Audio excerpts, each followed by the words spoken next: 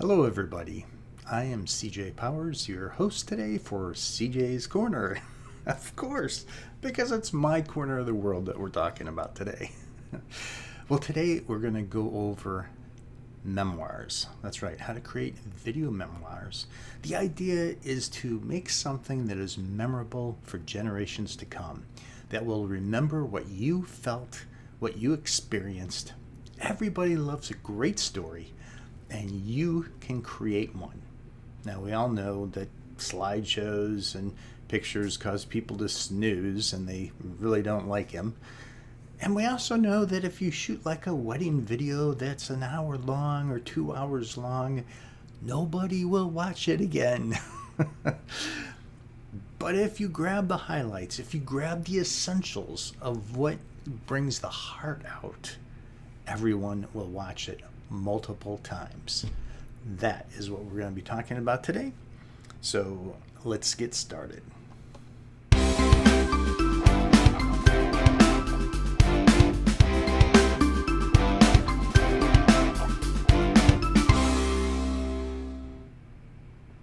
All right, we're going to get started with memoirs today. And remember, we're always here to help you craft stories that will captivate, engage, and influence your audience.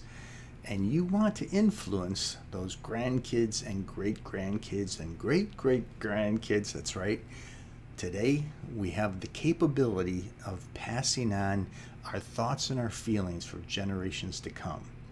Now, I have to say that my grandmother had written a diary every single day. How many times do I go into it and reread some of the elements? Parts of it were boring. Every entry talked about the foods that she ate. Now, I did realize, of course, that that's who she was. She was very much into foods and conversation. So you always heard about which friends she went to visit and things like that. As a matter of fact, when she was in her late 90s, she would still walk around to different neighborhoods and visit old friends of hers. She outlived most of them.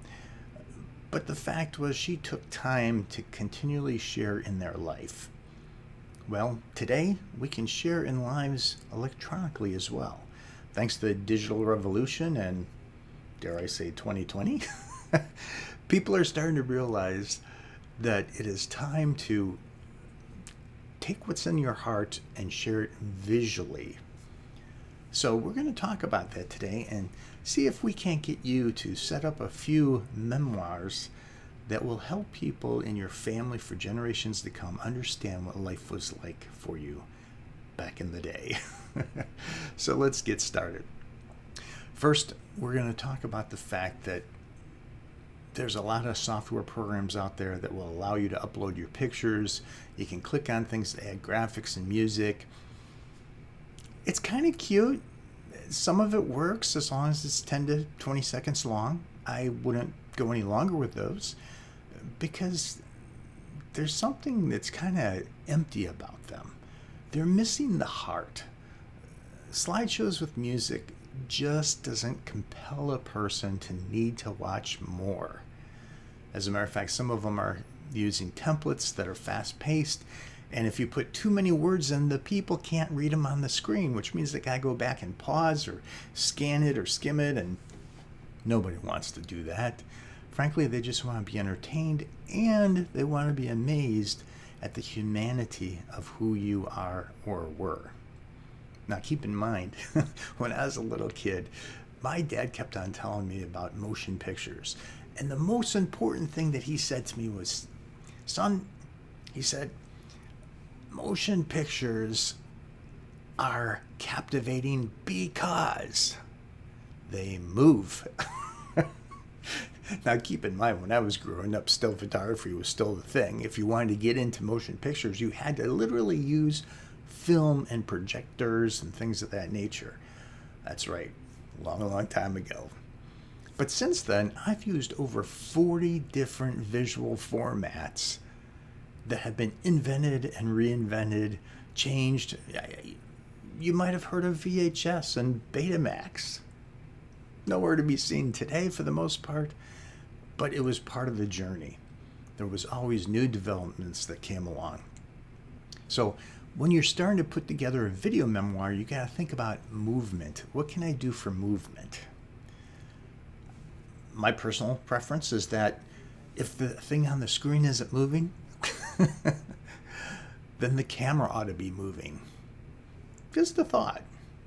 Okay, now when it comes to film, you have to understand, or video or digital imagery, you have to realize it is considered an emotional medium.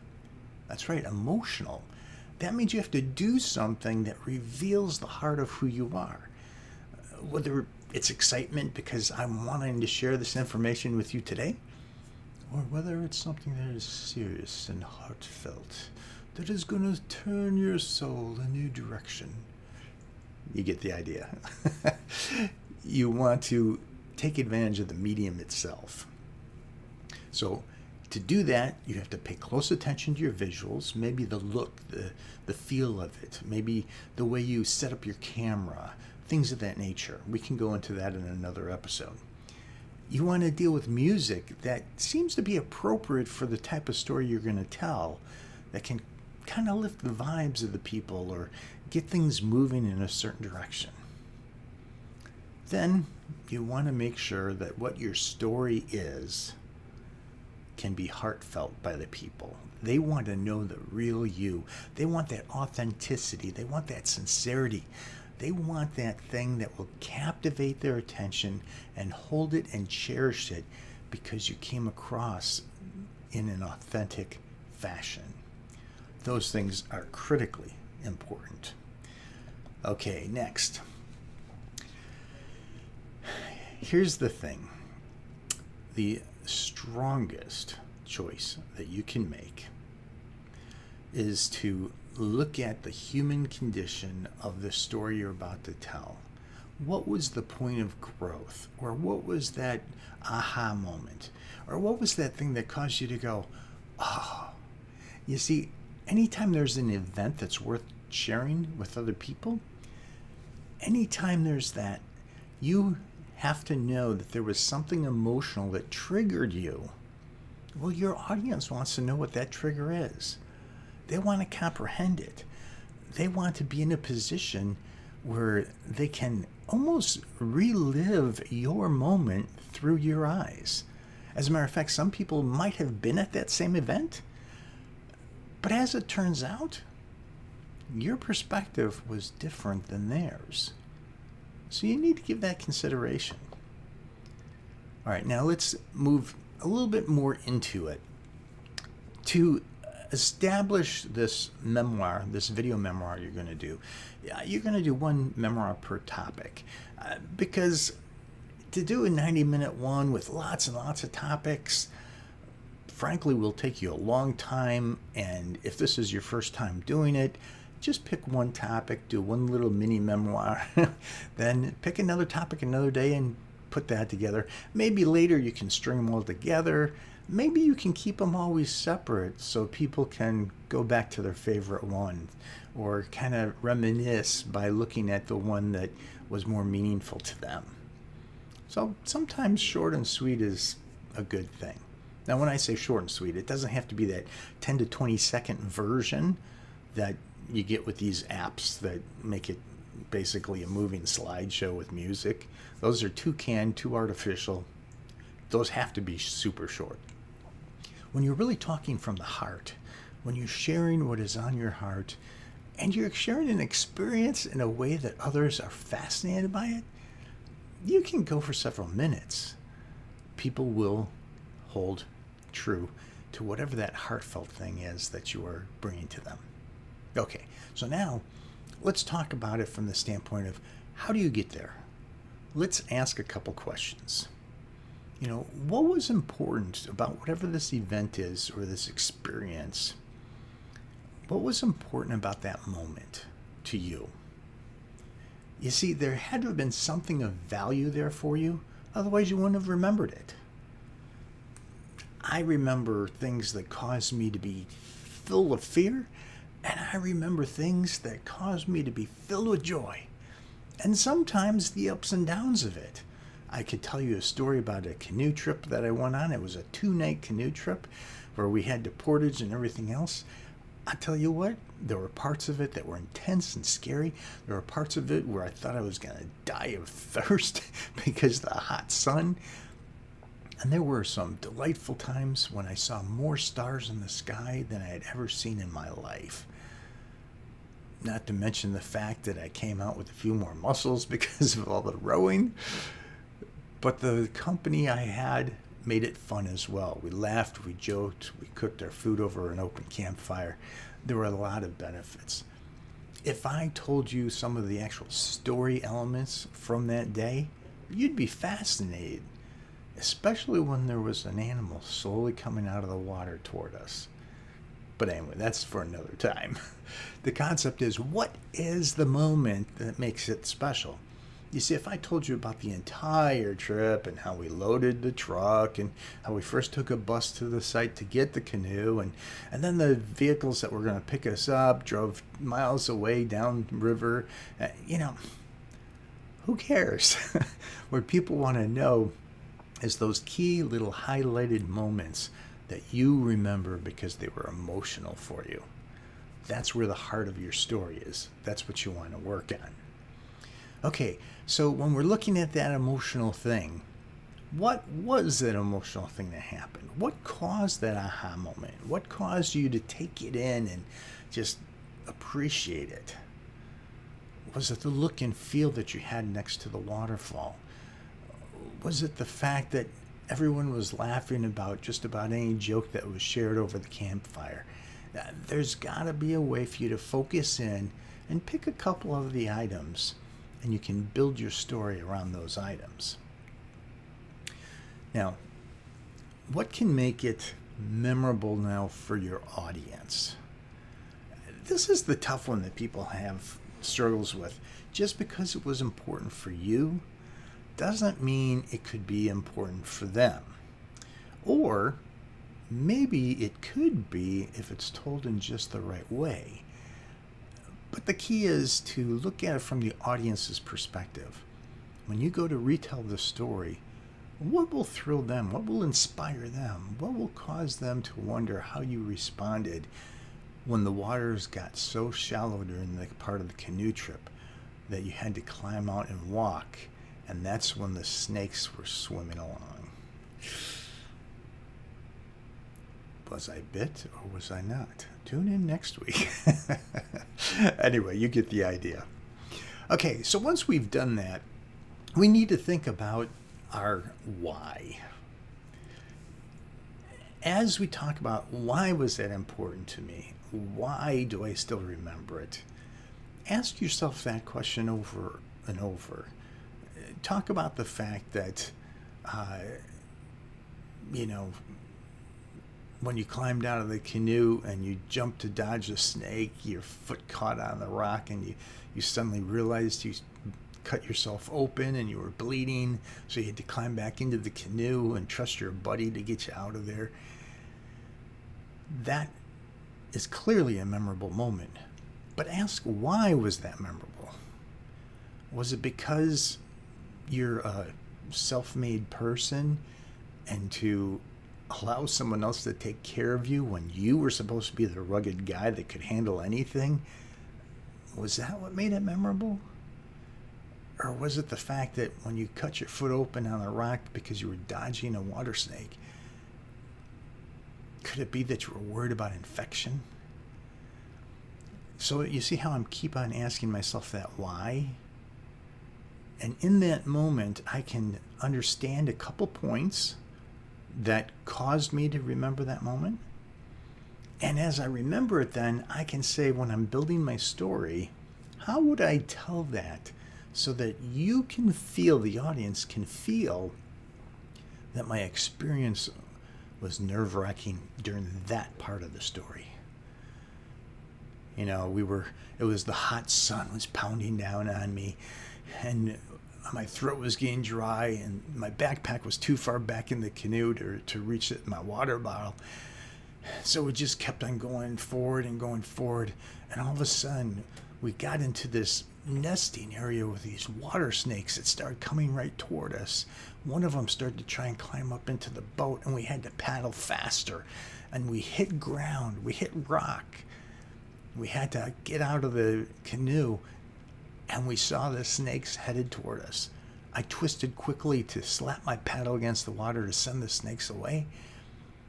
But as doing so, I cut my foot open. I climbed back in the canoe and allowed my buddy to pull me. I was partially humiliated because I was supposed to be the strong guy. But the fact is, he allowed me to take care of my foot right away. I got it bandaged and wrapped. The bleeding stopped. The sun got behind a cloud right as the bleeding had stopped. The air started to cool. We got to the part of the river where the water was higher. He climbed back in, and I could then let him rest while I paddled, stroking first on the left and then on the right. So I paddled and steered while he rested. That can turn into a story in of itself.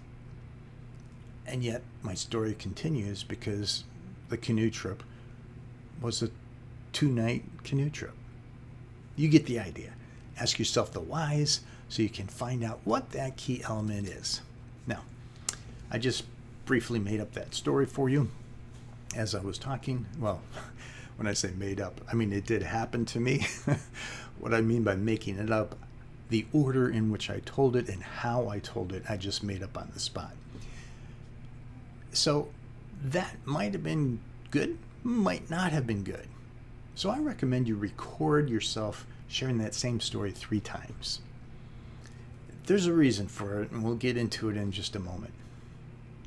But first I need to tell you, it's okay to get emotional when you're telling a story. It's okay to start reliving those feelings because those feelings are going to be important. As a matter of fact, in a moment I'm going to tell you how you might take cuts from each of the 3 different segments.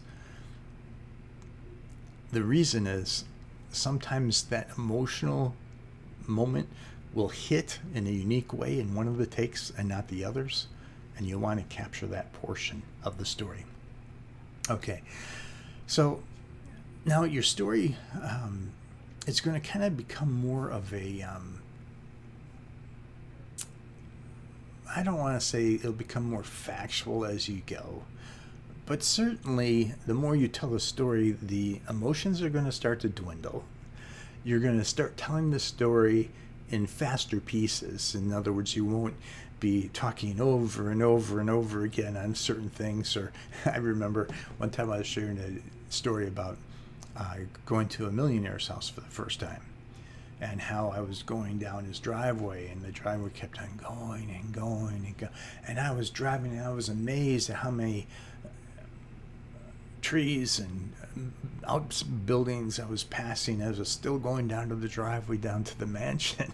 And I the first time I told that story, it took me 5 minutes just to express the emotions of going down the driveway. Well, frankly, if I were to tell that story today, I would instead say, I was driving to a millionaire's house and I was amazed at how long the driveway was. I felt like trying to go 35 miles an hour just to get to the house, but I knew it was a driveway, so I just went 10 or 15 and just slowly cruised for quite some time. That's enough. That gets the picture across. It took me 5 minutes to share that the first time. So as we tell the story a little bit more and more, we become more concise in our telling of it, and sometimes a little less emotional. So because we're taking multiple takes, we'll have an emotional take where we can take a little bit of flavor, and we'll also have that concise version so that we can tell the story in a way where people won't get bored. It'll keep a decent pace. All right, so let's move on and talk about this. So the first take, like I say, is pretty much going to be your emotional take. You're going to only take 1 or 2 key sentences probably out of the first take, unless you've gotten so good at this process that you're able to do a concise and emotional take all at one time. That's great if you can. But still, I would still recommend multiple takes anyway, just in case you stumble on certain words or you need to just say it in a different way to just try how a different expression might work. Then the second take, this one, it's going to reveal a little bit more about your comfort level. The first take, sometimes you're like, oh, I'm on camera. Or sometimes you're just so caught up in the emotions, you forget to tell the story. So the second take, you get a little bit more comfortable. You understand that, okay, yeah, so I'm on camera. This is a day and age where everybody's on camera all the time anyway. And you can tell it a little bit differently. You'll still have some of the emotional things to it. It'll start becoming a little bit more concise. Then the third take, this version, it's going to kind of create the pacing of the show itself. You're going to be speaking a little bit faster because you've already told the story 2 other times. You're going to create a little bit more of a rhythm in the storytelling because you're going to remember how you phrase certain things and you're going to just reiterate that again. And when you do, it's easier to say because you jump right in. And there's a little bit more flow to it. Now, sometimes we need faster speeds, sometimes slower speeds. But remember, when we go to edit, you're going to cut in some of those emotional comments, which are going to be told at a little bit of a different pace than the third session where you're just rattling through the story. The key is to always allow your emotions to come through as you're telling the story and to find a pacing that is actually entertaining or enjoyable. Something that people can listen to without any problems. Okay, then let's go on to the next part. Your assignment for next week. Dun, dun, dun. I'm going to actually do a story. What I'm recommending is that you are going to first start out by picking an event. And whatever event it is, let's say one of your kids' birthday parties, or a grandchild's first birthday. Those are always big emotional events, right? And you're going to think through that event. Think about your whys, what was emotional about it, and you're going to then turn around and you're going to search for any footage that you have. Maybe you shot a handful of seconds on your smartphone. Maybe you noticed that the relatives put some pictures up on Facebook and you're going to download some of those so that you can use some of them in your story. Maybe you took your own pictures and you have those to look at as well. You're just going to gather up all those things. You're going to look at them and you're going to relive that story. You want to really understand how it is that you emotionally relate to that story. Reminisce about it. Find in it those key elements that are special that you want to talk about. Okay, so once you've done that, it's time to record your 3 videos. Saying the same story over again, but just slightly in a different way.